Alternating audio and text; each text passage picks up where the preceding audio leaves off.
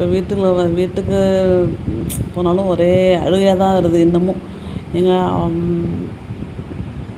எங்கள் நைனா போய் 5 வருஷம் ஆகுது. எங்கள் அம்மா போய் ஒரு 1 வருஷம் ஆகுது.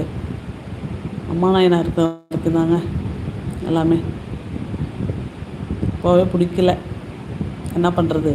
போனாலும் ஒரு 4 மூஞ்ச பார்த்தோம் பேசணுன்னு இருக்குல்ல. ஏன்னா நான் இப்போ வந்து வெள்ளூரில் இருக்கோம்.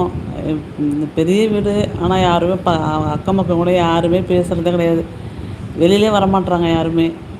எனக்கு வந்து கிராமத்தில் பிறந்துட்டு கலகலன்னு பேசி இருந்துகிட்டே பழக்கம்.